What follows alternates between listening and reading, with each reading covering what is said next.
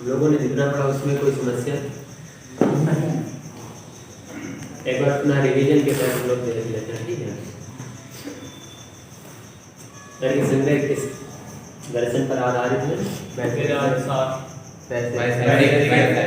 वैशेषिक। प्रवर्तक कौन है वैशेषिक के? महर्षि कणाद। तर्क संग्रह प्रवर्तक कौन है, रचयिता कौन है? अन्नम भट्ट। वैशेषिक में कितने सूत्र हैं? 20 कितने आनेक हैं? 20 आनेक। अध्याय कितने? 10 अध्याय, ठीक है। अब इसके पश्चात हम लोग देख लेते हैं तर्क संग्रह कितना पदार्थ मानता है। कितने पदार्थ मानता है? 7 पदार्थ मानता है, ठीक है। कौन कौन से वो पदार्थ? सप्त पदार्थ, ठीक है। इसके पश्चात अब हम लोगों ने देखा द्रव्य गुण कर्म सामान्य विशेष समवाय अभाव, ठीक है।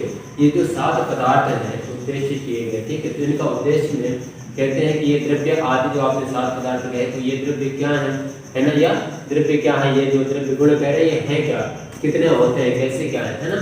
तो फिर बताते हैं कि सबसे पहले द्रव्य ही आए, द्रव्य गुण कर्म सामान्य है, तो द्रव्य का ही वेचन करने लग जाते हैं कि ये द्रव्य कितने हैं, 9। तो 9 द्रव्य है, ठीक है। 9 द्रव्य है, ठीक है। उसके पश्चात बताते हैं कि द्रव्य 9 है, तो फिर द्रव्य गुण कितने हैं, कहते हैं चतुर्विंशति गुण है। गुण के पश्चात आता है कर्म, कर्म कितना है, 5, ठीक है। द्रव्य गुण कर्म सामान्य कितने प्रकार का, ठीक है। सामान्य 2 प्रकार का, द्रव्य गुण कर्म सामान्य, विशेष अनंत है, ठीक है। इसके पश्चात क्या आया, समवाय आया। समवाय कितने प्रकार का है, 1 प्रकार का है। पश्चात क्या आया, अभाव। अभाव कितने प्रकार का है, 4 प्रकार का, ठीक है। अब ये कहते हैं कि जो आप द्रव्य आदि ये भेद तो आपने कर दिया, ठीक है। सभी के 7 पदार्थों के हमने भेद देख लिए, ठीक है। द्रव्य हो गया आपका 9 प्रकार का, गुण हो गया आपका 24 प्रकार का, कर्म हो गया आपका 5 प्रकार का, सामान्य हो गया 2 प्रकार का, विशेष हो गया अनंत प्रकार का, उसकी कोई संख्या नहीं है, और समवाय हो गया 1 प्रकार का, और अंतिम क्या है, अभाव। अभाव कितने प्रकार का, 4 प्रकार का। इनमें कोई समस्या है? भेद सबकी जान लिए ना, किसी के भेद में कोई समस्या हो रही है? द्रव्य 9 प्रकार, गुण 24 प्रकार, ठीक है। इनके नाम भी जानते हैं ना, द्रव्य के 9 नाम क्या है, कौन कौन से हैं द्रव्य?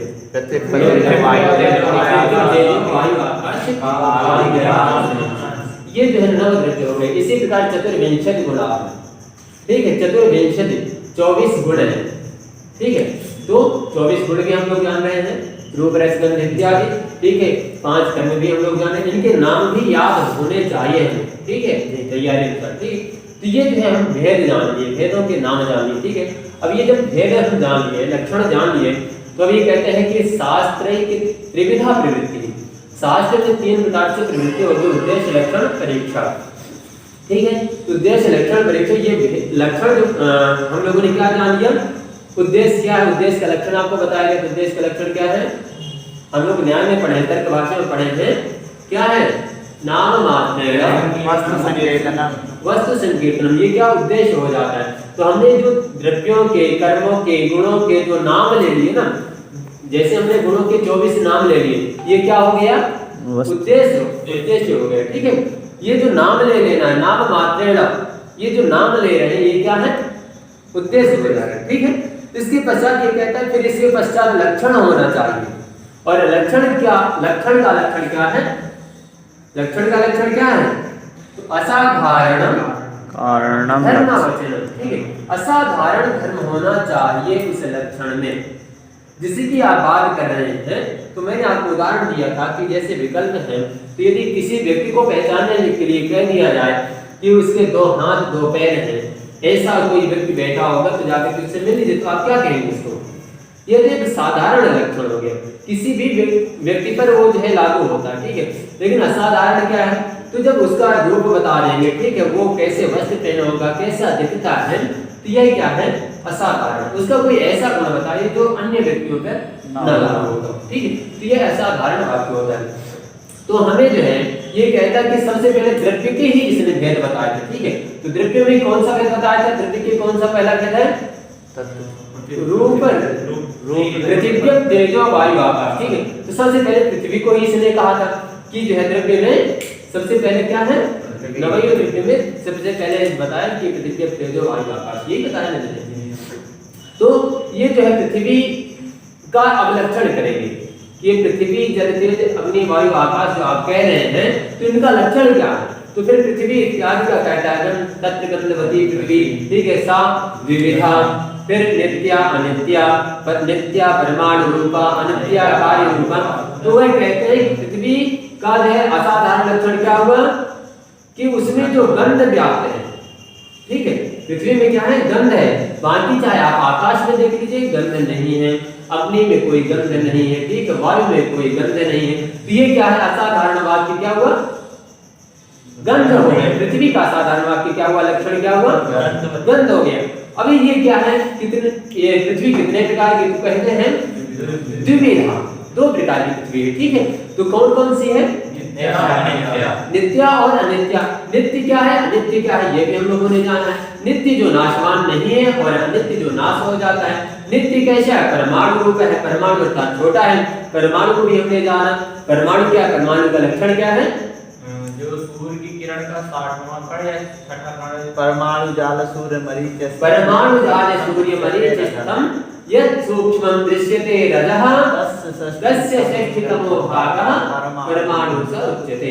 अर्थात परमाणु जाल सूर्य मरीचिस्तम, जाल अर्थात खिड़की में जो सूर्य की किरण आ रही उसमें जो रज अर्थात धूल के जो तत्व अणु दिखाई दे रहे हैं उसका 60वां भाग, वो जो जैसे खिड़की में आपने देखा होगा सूर्य की किरणें आती हैं बहुत, है ना, छोटी छोटी, और उसमें धूल के कुछ अणु उड़ते रहते हैं, दिखाई देते हैं ना, उनको पकड़ा नहीं जा सकते यदि आप चाहें, ठीक, हो सकता है जंगल लेकर के जाए तो लिपट जाए आपके हाथ में, लेकिन उनको आप देख नहीं सकते हैं, ठीक है, वो उसी में दिखने वाले हैं, सूर्य की किरणों पर ही वो प्रकाशित हो रहे हैं, दिख रहे हैं, ठीक है।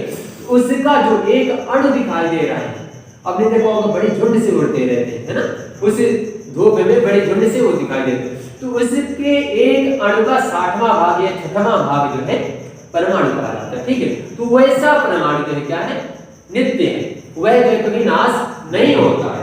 और अनित्य क्या है, कार्य रूप है। उन परमाणु से जो छोटे छोटे तत्वों से मिलकर के जो एक कार्य रूप बनता है, जैसे मिट्टी से लेकर के घड़ा बनता है, तो घड़ा क्या हो गया, कार्य रूप हो गया, ठीक है। तो ये कार्य रूप क्या है, नाशवान है, स्पष्ट है। ऐसे करके ये सभी का लक्षण बताते हैं, ठीक है। अपाम आयत कहते हैं, अप अर्थात जल, तो कहते हैं शीत स्पर्शवत्य आपः। अब ये क्या कहते हैं, शीत और स्पर्श हो जिसमें, ठीक है, स्पर्श तो अब कहते हैं कि स्पर्श है, तो स्पर्श तो वायु भी स्पर्श है, अग्नि भी स्पर्श है, तो कहते हैं शीत नहीं है फिर। और यदि शीत आकाश में है, आकाश में शीत है, ठीक है, तो कहते हैं कि फिर वो स्पर्श नहीं है। तो असाधारण वाक्य हो गया ना आपः का, जल का। इसी प्रकार हम लोगों ने ये सभी नवोद्वीपों के हम लोगों ने लक्षण पढ़े हैं, ठीक है। अब हम लोग क्या किसका लक्षण पढ़ रहे हैं, गुण लक्षण हम लोग पढ़ रहे हैं, ठीक है। गुण लक्षण भी हम लोगों ने कुछ पढ़ा है। तो गुण लक्षण में कहां तक हम लोग पहुंचे हैं, संख्या तक पहुंचे। संख्या कितने नंबर पर है, रूप रस गंध स्पर्श संख्या, ठीक है। तो अब हम लोग संख्या के पश्चात आगे चलेंगे, तो ये कहते हैं परिमाण लक्षण, ठीक है। अब हम लोग देखेंगे क्या है, परिमाण लक्षण। कल कोई एक जो है मित्र थे, उन्होंने कहा कि फेसबुक में ले लीजिएगा, उनका कमेंट हो तो उनको जो है लाइव कर लेंगे, उनका कोई विषय रहा होगा, पता कैसे चले किसका, राजीव वाला, और तो कोई नहीं, एक और, ठीक है। तो अब ये परिमाण लक्षण हम लोग देख लेते हैं। परिमाण लक्षण क्या है, परिमाण लक्षण क्या है, मान व्यवहार साधारण कारण, यही से देख के बोलिए, मान व्यवहार साधारण कारणम परिमाण, मान व्यवहार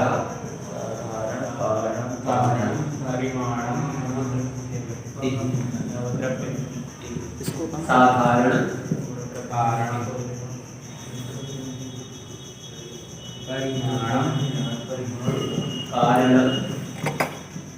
परिमाण नवद्रव्यवृत्ति नव द्रव्य वृत्ति। आगे क्या है?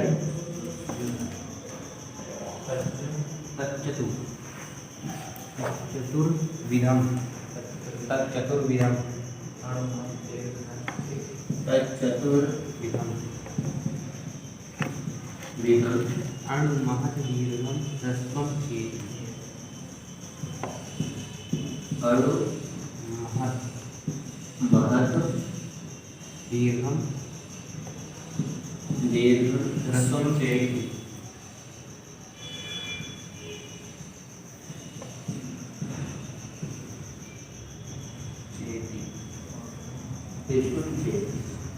ठीक है, इतने ही है इसका लक्षण।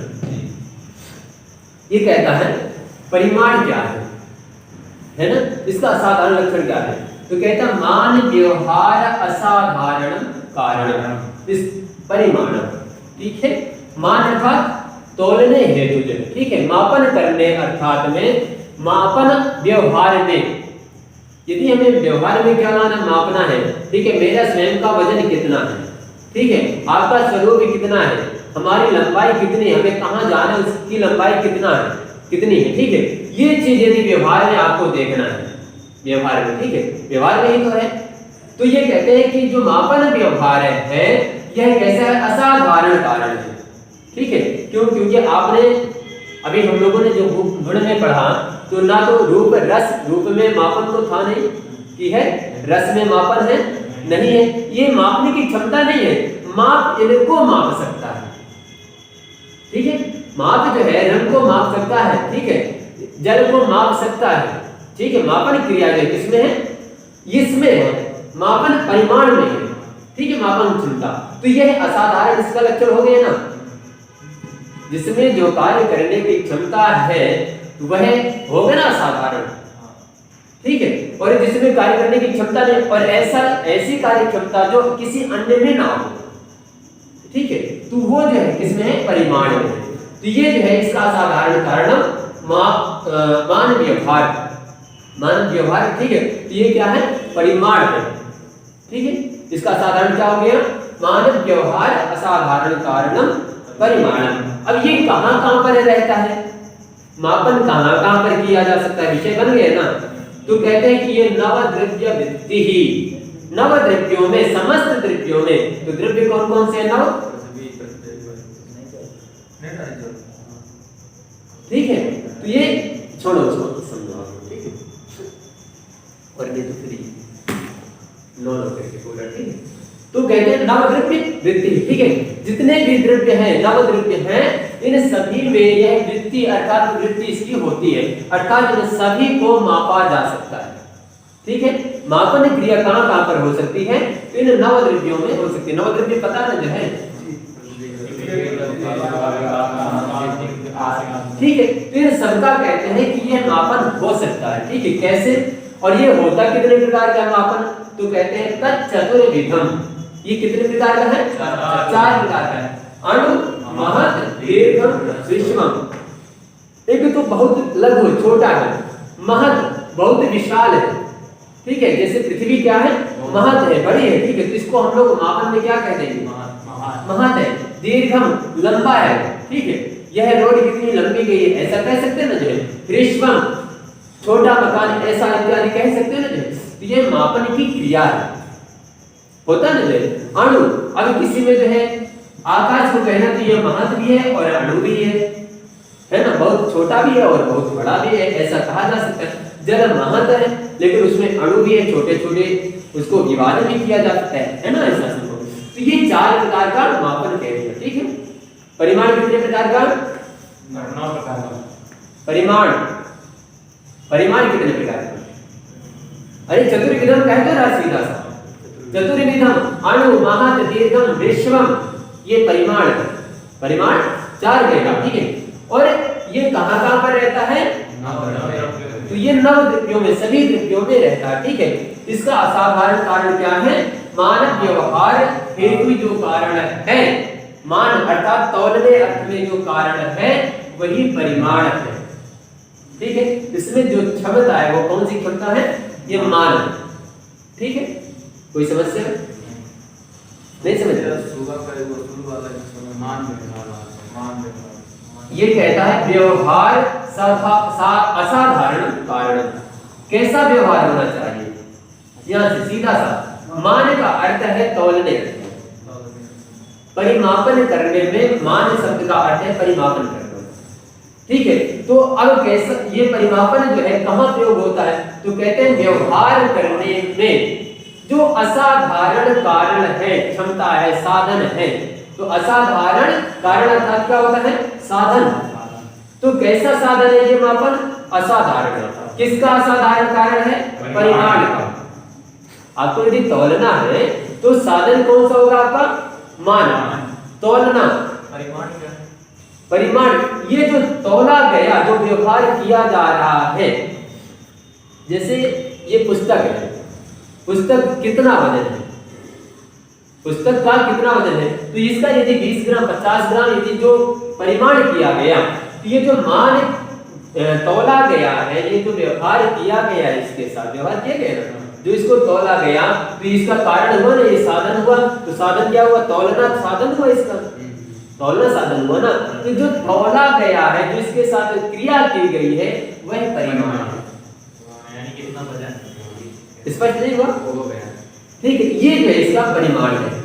और परिमाण अब क्या है? जो तौला गया है, जो क्रिया की गई है, उसका कारण क्या है? साधन क्या है? तो उसका कारण क्या है? ये मान जो है उसका कारण हो गया। कैसा है ये कारण? तो असाधारण है। ये किस प्रयोग में आता है? तो व्यवहार के प्रयोग में आता है, हमें जानने के प्रयोग में आता है। स्पष्ट है? और ये कहाँ रहता है? नवद्रव्यों में। तो नवद्रव्यों में रहता है, ठीक है। और कितने प्रकार का होता है? 4 प्रकार का होता है। स्पष्ट है? इसके पश्चात आगे चलते हम लोग। फिर क्या है? परिमाण के पश्चात पृथक, ठीक है।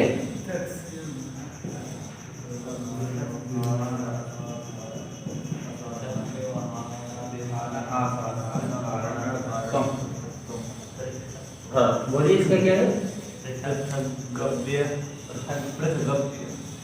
पृथक व्यवहार साधारण कारणं पृथक्त्वम्।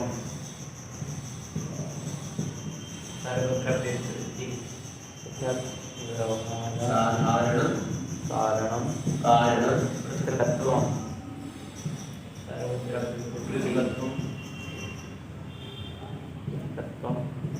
सर्वद्रव्य वृत्ति,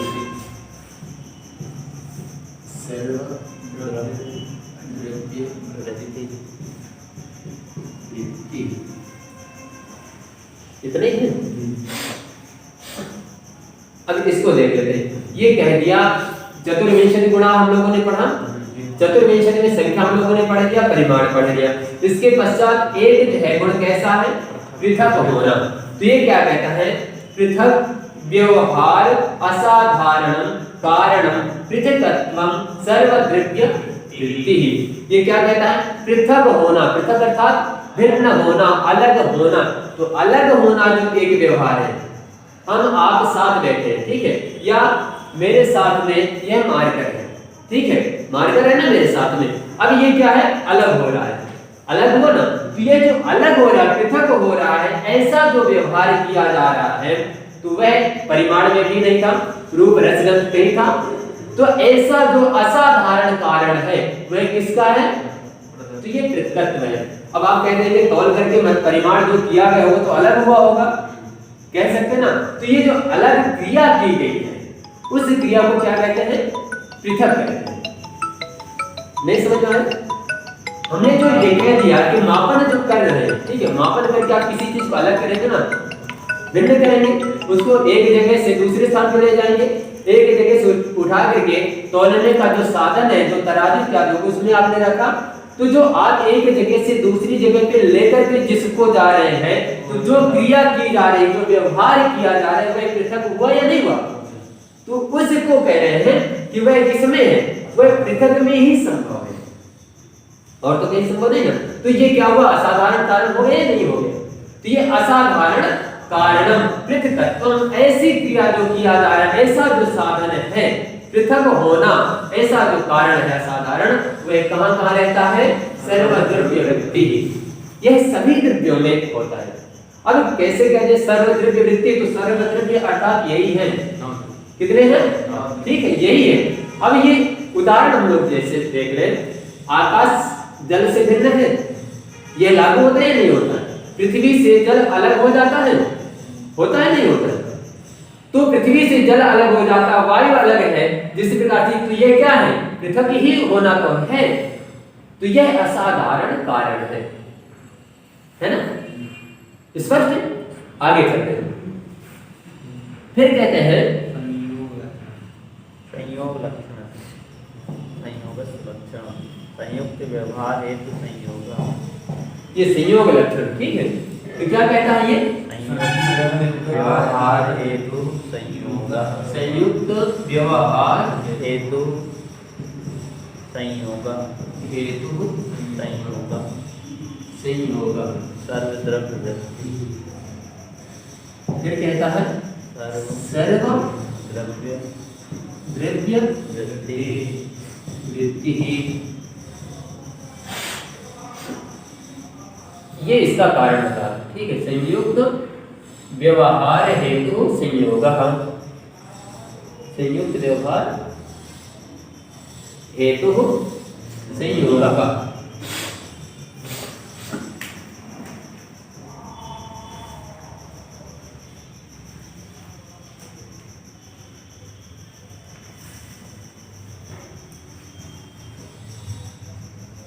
ठीक है, तो ये संयुक्त होना अर्थात कहता है संयोग लक्षण, संयोग लक्षण, ठीक है।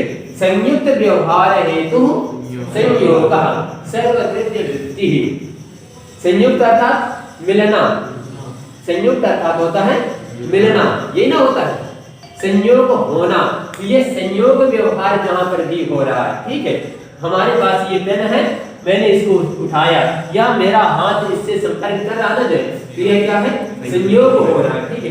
तो संयोग व्यवहार हेतु असाधारण, व्यवहार हेतु असाधारण, असाधारण तो नहीं ना, व्यवहार हेतु संयोग, ठीक है।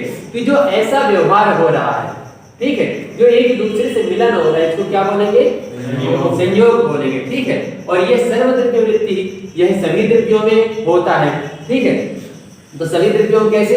जैसे पृथ्वी का जल में मिल जाना, जल का आकाश में मिल जाना, ठीक है, मिल जाता है नहीं मिल जाता है? जल को किस प्रकार से आकाश से ले जाता है, ठीक है, ठीक है, वायु का मिल जाना इत्यादि एक कहते हैं कि जो है रखा जाता। और संयोग दो प्रकार का होता है, ठीक है। संयोग कितने प्रकार का होता है? दो प्रकार का होता है, ठीक है।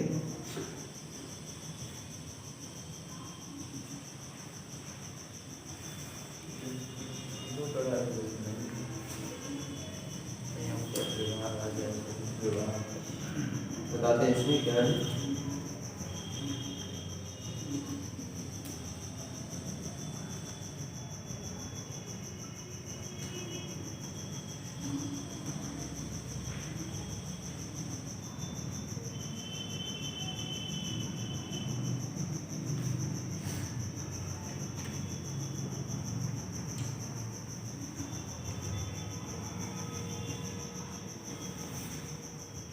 देखिए आगे वाले विभाग लक्षण पढ़ेंगे, उसमें स्पष्ट हो जाएगा कौन कौन सा, ठीक है।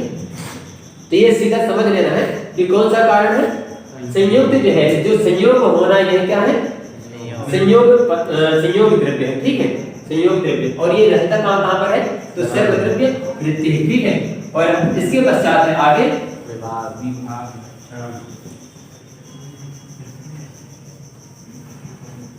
सभी द्रव्यों में जो द्रव्य की, जो सभी द्रव्यों में वृद्धि की गई है, उनमें सही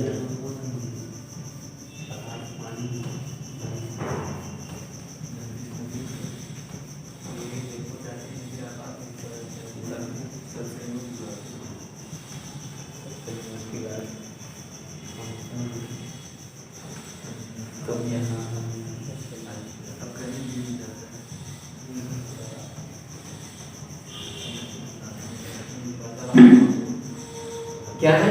इसके पश्चात संयोग के पश्चात विभाग, को गुणों विभाग का नाम विभाग संयोग नाशको गुणो विभागः सर्वद्रव्य वृत्ति। संयोग नाशको गुणो विभागः गुणो विभागः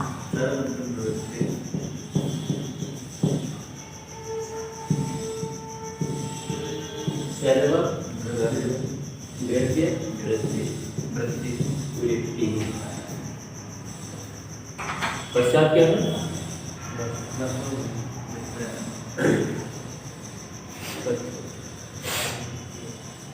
ये तो पृथक और विभाग एक ही हो गए। बता दें इसको क्या।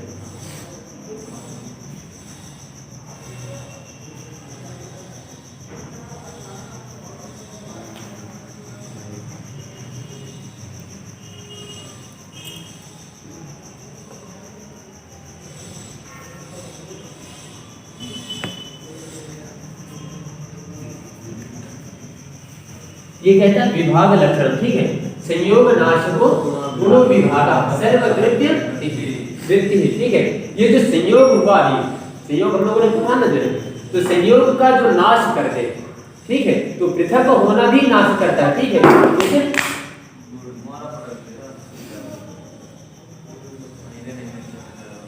संयोग नाशको गुणो विभागः सर्वद्रव्य वृत्ति। ये जो संयोग का नाश कर रहा है, ठीक है, संयोग को अलग कर रहा है, ठीक है।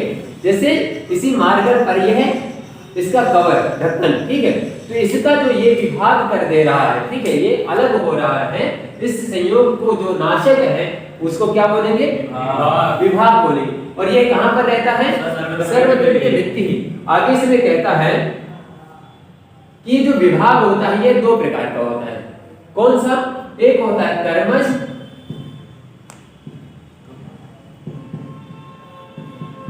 और एक होता है विभागज।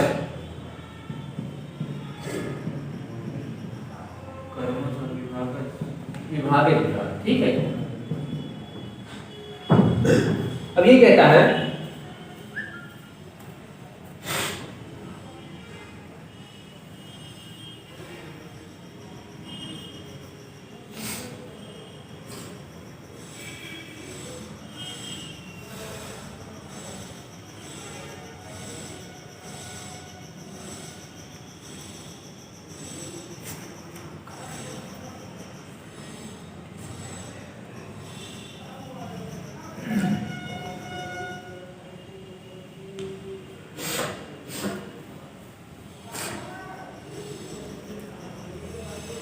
ये दो विभाग जो कह रहे थे, विभाग को कैसे कहा जा सकता है, ठीक है। ये जो दो कारण बता दिया, एक कर्मज आप करते हैं, एक जो है जैसे हम लोग कहते हैं कि मेरा कर्म, मान लेते हैं कि मैं इस हाथ में या जो ये डस्टर रखा हुआ, ठीक है, तो इसको उठाना जो है ये है मेरे हाथ में, ठीक है, और इसको भिन्न कर देना या इस पेन को मैं इस हाथ में उठा रहा हूं, ये क्या है? कर्म करना है ना जो है, यह इस हाथ से अलग हो रहा है, ठीक है, इस हाथ से अलग हो रहा है या नहीं हो रहा? मैंने इसको उठाया, यह मैं कर्म कर रहा हूं या नहीं? ये जो हाथ से कर्म कर रहा हूं यह कैसा हो गया? कर्मज विभाग हो गया। लेकिन एक ऐसा कि आप कर्म करने जाते हैं और एक ऐसा विभाग हो जाता है जो अपने आप ही हो जाता है। जैसे मैंने यह इस पर गिलास रखा हुआ, ठीक है, यह कर्म करना हुआ, उठाना क्या है? कर्म करना हुआ। परंतु यह जो है इससे जो भिन्न हुआ, इससे तो इसने तो कोई क्रिया की नहीं, ना तो इसने कोई क्रिया की, इसका और इसका जो संयोग था यह क्या हो गया? यह विभागज विभाग हो गया। दो प्रकार से भिन्न हो रहे हैं ना जो है। एक तो मैं इसको उठा रहा हूं, तो मैं किसको भिन्न किया? इस गिलास को भिन्न किया। लेकिन इसका, इस चेयर का, इस कुर्सी का इससे संबंध था, इसका संबंध था ना दोनों का। तो ये जो विभाग हो रहा है ये कौन कर रहा है? इस विभाग को क्या कहेंगे आप? ठीक है, आप तो एक ही विभाग करना चाह रहे थे, सिर्फ जो है आपको उद्देश्य क्या है? पेन को उठाना, कर्मज विभाग करना, ठीक है। लेकिन एक विभाग अपने आप ही स्वयं जो हो जाता है उसको आप क्या कहेंगे? तो कह रहे हैं वो जो विभाग हो जाएगा उसको विभागज कहेंगे, क्योंकि वो स्वयं हो जा रहा है, और एक आप कर्म करके उठा रहे हैं। ये दो आपको विभाग समझ में आए? नहीं स्पष्ट हुआ? एक ही कार्य को आप करने के लिए जब जा रहे होते हैं और इसमें दो कारण जब हो जाए, दो कार्य हो जाए, तो वह क्या हो जाएगा? जिसको आपने किया वह कर्म हो जाएगा, कर्मज विभाग हो जाएगा। जो स्वमेव हो जा रहा है वह क्या हो जाएगा? विभागज हो जाएगा। ठीक है, इसमें फिर कहता है कि अन्यतर कर्मज और उभयतर कर्मज। ठीक है, अब जैसे ये कर्म कार्य बताते हैं, ठीक है, कि दो प्रकार है। कैसे? एक तो जो है पक्षी जैसे पेड़ पर बैठा है, कोई पक्षी पेड़ पर बैठा है और वह कहीं जाकर के अन्यत्र चला गया। ठीक है, बात वही है कि पक्षी जो किसी अन्य पेड़ पर चला गया, इसको क्या बोलेंगे? अन्यतर विभाग। ठीक है, इसी का ही एक भेद हो गया। और जो पक्षी एक पेड़ से दूसरी जगह गया तो पक्षी का जो वृक्ष से संबंध था तो वह भी अलग हुआ, और पक्षी तो स्वमेव जा रहा है ना जो है, तो एक ये विभाग हो गए। तो ये जो कहता है कि अन्यतर कहीं जाना, उसका क्या हो गया? अन्यतर विभाग। अन्यतर कहीं गया ना जो है, उससे हटा वृक्ष से। ठीक है, एक ये विभाग हो गया। और एक कहते हैं उभयतर विभाग। उभयतर, हाँ, अब ये तो दोनों से जो है विभाग हो रहा हो, तो ये कहते हैं कैसे है? उभय, हाँ, उभय कर्मज। ठीक है, जो दोनों तरफ से क्रिया की जा रही हो। तो अब दोनों तरफ से कैसे क्रिया की जा रही है? उभयतर विभाग किसको कहा जाएगा? उभयतर कर्मज विभाग। तो कहते हैं जैसे दो बैल आपस में लड़ रहे हैं, ठीक है, दो बैल आपस में लड़ रहे हैं ना, और दोनों आपस में हटने लग जाए, दोनों आपस में हटने लग जाए, इसको क्या बोलेंगे आप? में और आप हाथ पकड़ के एक दूसरे के रखे, एक दूसरे को खींच रहे हैं, ठीक है, अपनी अपनी तरफ। जो दोनों तरफ का हाथ का छूटना होगा, दोनों हाथ जो छुड़ा लिए, ये क्या हुआ? उभयतर कर्मज हो गया। ठीक है, ये इसी का कर्मज विभाग का दो भेद बता दिए। स्पष्ट हुआ? कर्मज विभाग जो है वह दो प्रकार का विभाग है, तो एक ही प्रकार का है, लेकिन ये जो कर्मज विभाग है यह दो प्रकार का हो जाता है। कैसा? एक तो जब कर्म किया गया अन्यतर विभाग हो गया, ठीक है, और एक उभयतर विभाग हो गया। यानी ये कैसे दो चुंबक को NO और पास में आया छोड़ दे, जब दोनों हटेगा तो उभयतर हो जाएगा, है ना? तो वह उभयतर हो जाता है। ठीक है, जो दोनों तरफ से क्रिया की जाए उसको जो हम लोग क्या बोलेंगे? उभयतर। ठीक है, और जो पक्षी जैसे वृक्ष से गया तो वह तो गया ना, और एक जो इसमें हम लोगों ने जो भेद देखा था वह क्या है कि जैसे कोई वस्तु कहीं पर रखी है, ठीक है, तो एक तो मैंने स्वयं क्रिया किया, तीसरा व्यक्ति आकर के इन दोनों का संयोग है, पृथ्वी का, ये जल का, और जो है टेबल का, कुर्सी का जो है संयोग है। ठीक है, तीसरा अन्य व्यक्ति आकर के इसको उठा लिया, तो इन दोनों का विचलन हो गया या नहीं हो गया? तो इन दोनों का विचलन क्या हो गया? विभाजन हो गया। और एक तो ये लेकर के चला गया, हुआ ना विभाग, ये जो इससे हटा तो यह एक विभाग हो गया। ठीक, और उनका दोनों काटना एक वो विभाग हो गया, उठाया वो कर्मज हो जाएगा, कर्मज हो गया। हाँ, वो कर्मज हो गया, विभाग तो उसने कर दिया ना इसका। कर्मज कौन सा होगा? निरंतर होगा कि होगा? अब ये जो है फिर इसके दो भाग हो जाते हैं, इसके जो दो भाग हो जाते हैं। तो एक जैसे हमने बताया कि जैसे एक पक्षी ही बैठा है या मैं ही हूँ, ठीक है, तो जो है इसका यह अलग हो जाना, इसका यह अलग हो जाना, ये कहीं अन्य चला गया या नहीं चला गया, तो यह क्या हुआ? अन्यतर हो गया। ठीक है, और ये उभयतर विभाग जो दोनों आपस में लड़ रहे हैं वो हो जाता है। गुरुजी अगर वो हवा चली टेबल से क्लास दी तो उसका विभाग हो टेबल से, तो उसमें क्या करेंगे? अब यहाँ पे हवा एक संयोग बन गया ना जैसे, तो हवा जो है हो गया विभागज, ठीक है, और जो उसका हवा हो गया कर्मज, ठीक है, और ये जो हो गया विभाग वह किससे हो गया? विभागज हो गया। इनका दोनों का आपस में वियोग हो रहा है। तो विभाग हवा कर्मज में कौन सा कर्मज कहलाएगी? अन्यतर के उभयतर? अन्यतर मतलब कि जो अन्य जगह चला जाए, अन्यतर फिर कोई चला गया ना दूसरी जगह, तो अन्यतर तो यहाँ स्पष्ट हो गया ना जगह, ये अन्यतर तो फिर आ ही गया ना सीधा सा, वह कहीं और तो जा रहा है ना, तो यहाँ से जाएगा तो कहीं अन्य ही जाएगा, जब अलग होगा तो कहीं दूसरी जगह तो जा भी गिरेगा, उसमें संशय करना, तो वह तो अन्यतर हो ही गया ना, इसी के दो भाग कर दे रहा है। वायु वाले में जो विभाग होगा ना, वायु वाले, जैसे वायु चला तो गिलास गिरा टेबल से, टेबल का गिलास का विभाग हुआ। तो यह विभाजन हो गया है ना। और जो वायु लगा वो जो है क्या, एक कर्म कर रहा है। वायु भी तो एक गुण है ना, जो तो वह जो है कर्मठ हो गया। संदेह स्पष्ट हुआ या नहीं? ठीक है, इसके पश्चात फिर क्या है?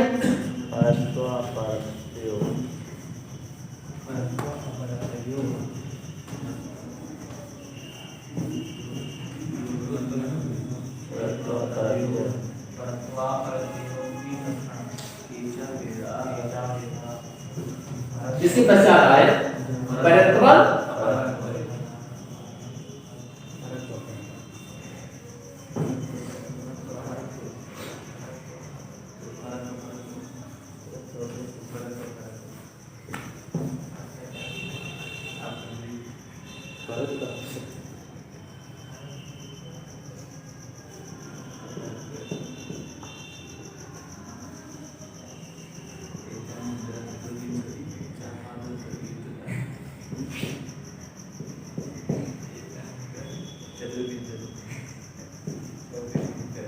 ठीक है। इसमें क्या कहता है, इसकी वृत्ति क्या कहती है?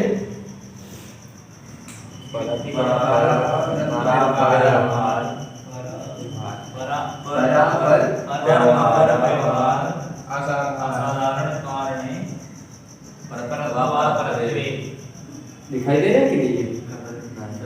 नहीं दिखाई दे रहा।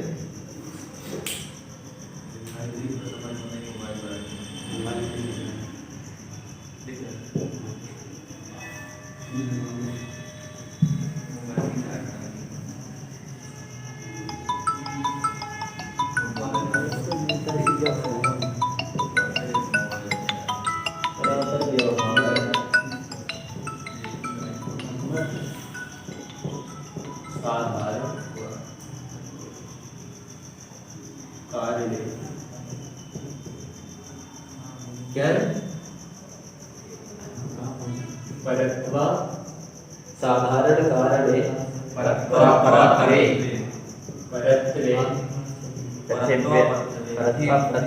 पृथिव्यादि चतुष्टयम्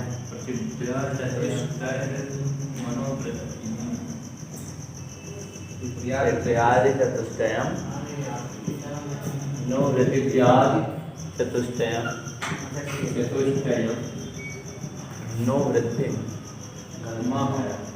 चतुष्टय नमो वृद्धि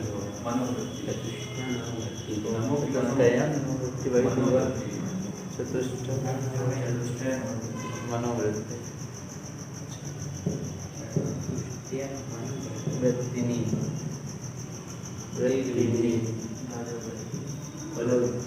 ते चा द्विविधे दिक्कृते कालकृते चेति एक विविधे दिक्कृते कालकृते च दिक्कृते कालकृते च कालकृते च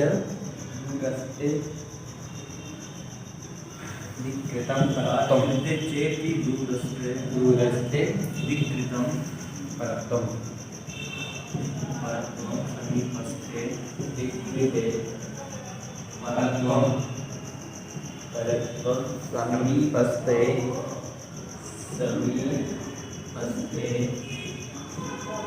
दिक्कृतं परत्वं क्या है? दिक्कृतं परत्वं दिक्कृतं परत्वं ज्येष्ठे परत्वं ज्येष्ठे ज्येष्ठे ज्येष्ठे क्या पूर्ण विराम ज्येष्ठे कालकृतं परत्वं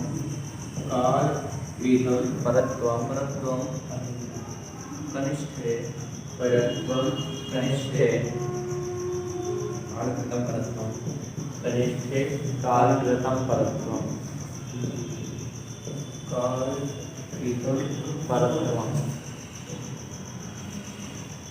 माँ पूजा रहेगा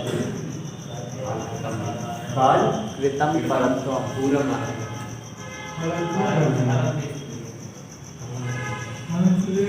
काल कृतम परत्वम।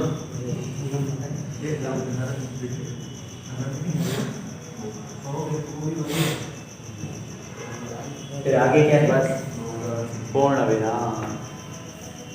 इतना ही है।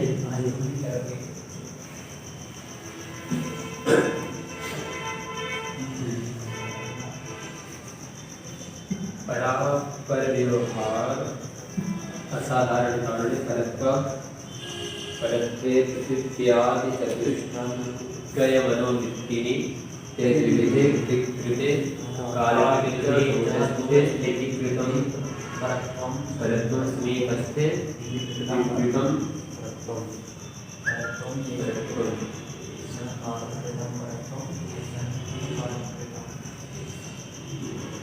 एकीकृतं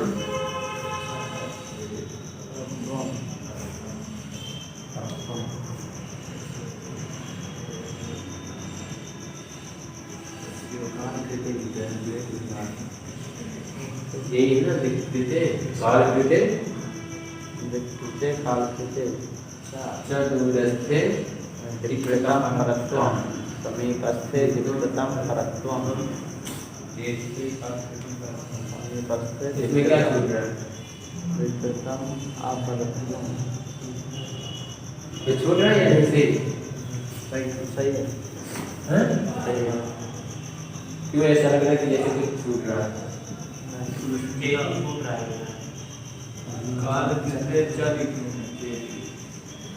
ठीक है, देख लेते हैं। ये है परा ये कहता है परत्वा परत्व लक्षण। ठीक है, पर और अपर का लक्षण क्या है? ठीक है, तो ये कहते हैं परापर व्यवहार असाधारण कारणे परत्वा परत्वे। इसमें दो गुण हैं। ठीक है, दो गुण हमने क्या पढ़ा था? संख्या, परिमाण, पृथक्त्व, संयोग, विभाग, परत्व और अपरत्व। ये दोनों का लक्षण यहाँ पे कर रहा है। ठीक है, परत्व का और अपरत्व का। ठीक है, इसका जो है दोनों का क्या हो जाएगा? पर व्यवहार असाधारण कारणे परत्वे। ठीक है, ये नहीं आएगा। ठीक है, क्या आएगा? पर व्यवहार असाधारण कारणे परत्वे। पर का लक्षण क्या है? परत्वे से संबंधित। ठीक है, पर व्यवहार जहां पर किया जाएगा वह कहां पे होगा? परत्व। उसी को क्या बोलेंगे? परत्व बोला जाएगा। और अपर व्यवहार असाधारण कारणे अपरत्व। ठीक है, दो वाक्य बने ना यहाँ पे, समझ में है? स्पष्ट है? पर व्यवहार असाधारण कारणे परत्वे और अपर व्यवहार असाधारण कारणे अपरत्व। स्पष्ट है? फिर कहता है कि पृथ्वी आदि चतुष्टय मनोवृत्तिनि ते द्विविधे। पृथ्वी आदि चतुष्टय मनोवृत्तिनि ते द्विविधे। ठीक है, ये जो पर है और अपर है, ठीक है, इनका कारण देख लेते कहां पे लगता है। तो पृथ्वी आदि चतुष्टय मनोवृत्तिनि ते द्विविधे। चतुष्टय कहता है ना, पृथ्वी आदि, तो पृथ्वी आदि जो चतुष्टय है, ठीक है, चतुष्टय मनोवृत्तिनि। तो ये मनोवृत्तिनि कौन सी है चतुष्टय में? तो पृथ्वी, जल, तेज, वायु। ठीक है, ये पृथ्वी आदि जो कह रहा है, तो पृथ्वी आदि जो चतुष्टय कह दिया, तो पृथ्वी आदि चतुष्टय से हमें क्या समझना है? पृथ्वी, जल, तेज, वायु। इन चारों में और कहां पर? मनोवृत्तिनि, मन में इसकी वृत्ति होती है। ठीक है, कहां पे इसकी वृत्ति होती है? पर और अपर की चार जगह वृत्ति होती है। कहां पर? पृथ्वी, जल, तेज, अग्नि, वायु और मन में, 5 में होती है। ठीक है, ये चतुष्टय से पृथ्वी, जल, तेज, वायु हो जाएगा और ये मनोवृत्ति हो जाएगी, मन हो जाएगी। ठीक है, स्पष्ट है? पर और अपर जो व्यवहार किया जाएगा, ठीक है, तो यह कहां पर व्यवहार किया जाएगा? अभी ये स्पष्ट हो जाएगा कि पर और अपर किसको कहते हैं। ठीक है, तो ये कहता है कि ये जो पर और अपर है, इसका व्यवहार 5 जगह पर होगा। कहां पे? पृथ्वी, जल, तेज, अग्नि, वायु और मन में इसकी वृत्ति होती है। यह 4 जगह 5 जगह पर होता है। और ये जो पर और अपर होता है ये कैसा होता है? हाँ बोलिए। ये चतुष्टय लिखा है तो यह चतुष्टय आदि का देना जो है पृथ्व्यादि चतुष्टय। तो पृथ्व्यादि चतुष्टय क्यों? क्योंकि इनका स्वरूप एक सा माना गया। हमने कहा था कि जो पृथ्वी कितने प्रकार की? नित्या अनित्या च, ठीक है। जल कितने प्रकार का? नित्या अनित्या च। वायु कितने प्रकार की? 2 प्रकार की, नित्या और अनित्या, ठीक है। अग्नि कितने प्रकार की? ठीक है। तो ये जो है चारों का सेम लक्षण होने से यह चतुष्टय जो माना गया, ठीक है। तो कहता है पृथ्वी आदि जो चतुष्टय है मनोवृत्तिनी, और एक और ले लिया मनोवृत्तिनी, मन की जो है, ठीक है। पृथ्वी आदि जो 4 है और मन सहित इन चारों में वृत्ति होती है, वृत्तिनी बहुवचन हो गया, ठीक है। तो ये परत्व और अपरत्व जो है इन 5 में इसकी वृत्ति होगी। आगे समझ लेते हैं। ते द्विविधे, ये कितने प्रकार के हैं? 2 प्रकार के हैं। कैसे? दिक्कृते कालकृते च। कैसे? दिक्कृते कालकृते च। दिक्कृते अर्थात दिशाओं रूपी में, दिशा में जिसका मापन हो, ठीक है। दिशा में जिसको जाना जाए, दिशाओं के अनुसार दिशा ही जिसको निश्चित करे कि यह परत्व या अपरत्व है उसका। और एक कालकृते च, पर और अपर कहां पे लगेंगे? अभी आगे और स्पष्ट कर देंगे कि कहां पे होंगे, कहां पर होगा और कहां पर अपर होगा। लेकिन ये कहां पर होंगे? दिक्कृते कालकृते च, ये 2 प्रकार के हैं, दिशाओं में और एक समय पर। काल अर्थात समय में। दूरस्थे दिक्कृते परत्वम, समीपस्थे दिक्कृतम अपरत्वम, ठीक है। कहता है समीपस्थे दिक्कृतम अपरत्वम, ज्येष्ठे कालकृतम परत्वम, कनिष्ठे कालकृतम है क्या यहाँ?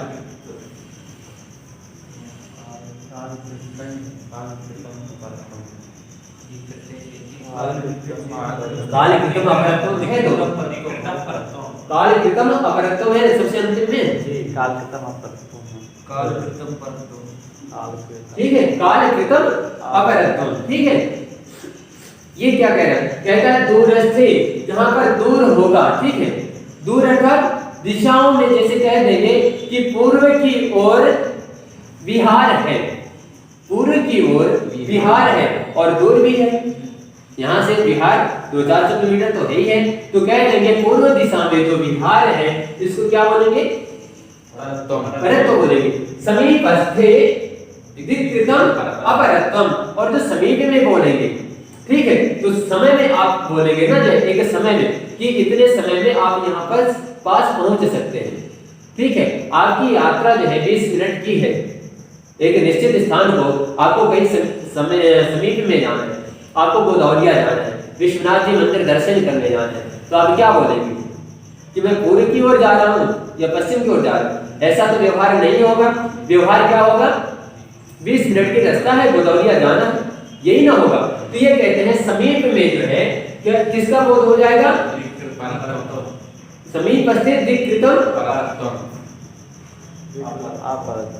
अपरत्वम, दिक्कृतम अपरत्वम, इसका जब विच्छेद करेंगे तो दिक्कृतम हो जाएगा, ये अलंत हो जाएगा, अपरत्वम हो जाएगा। स्पष्ट है ना?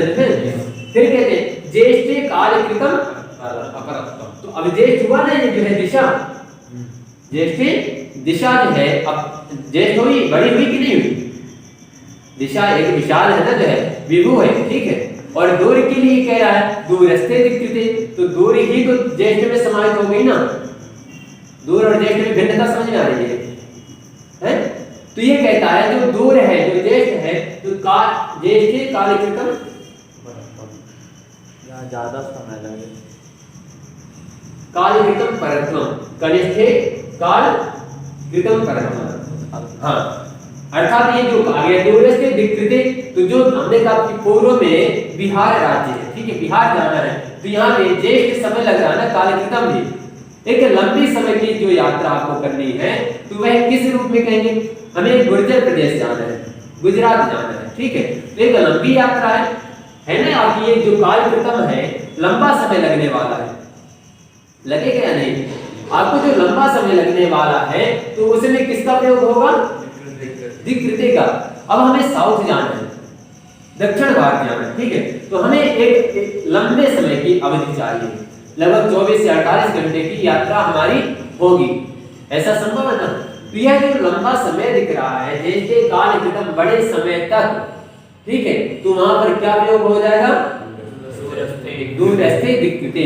तो हमें जाना ही है, मान लो यहाँ से, ठीक है, तो क्या कहेंगे?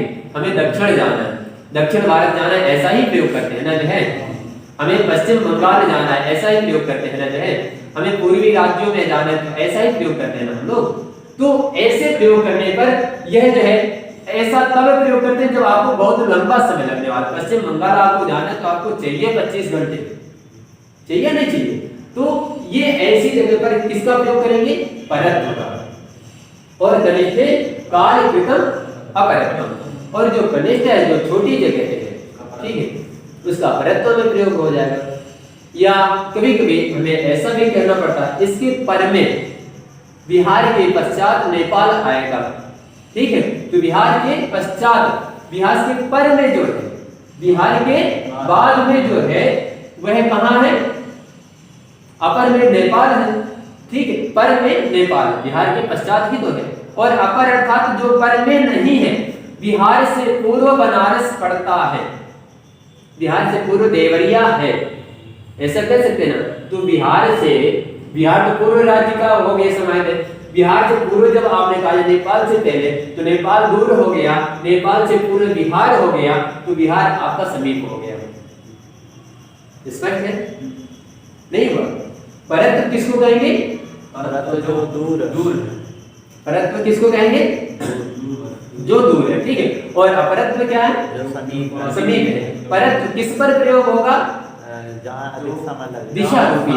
ज्येष्ठे कालकृतम, यदि लंबा समय है, ज्येष्ठे कालकृतम दूरस्थे दिक्कृते, दिशा में जहां पर परिवर्तन हो रहा हो, जिसका ज्ञान किया जा रहा हो, दूरी पर, ठीक है, एक लंबी दूरी पर जिसका ज्ञान हो रहा हो दिशा में, या लंबे समय का वक्त जहां पर लग रहा हो, उसको कहेंगे परत्व।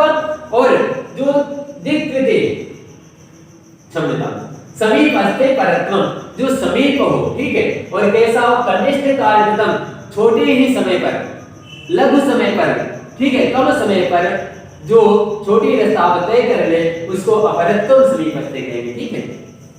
स्पष्ट है? कोई संशय? और आगे थे ना यार, कितना आगे बात, ठीक है। तो आशा है समझ में आया होगा। इसी के साथ आप लोगों को महादेव नमस्कार। अभी और कोई संशय हो? आप लोगों का जो पूर्व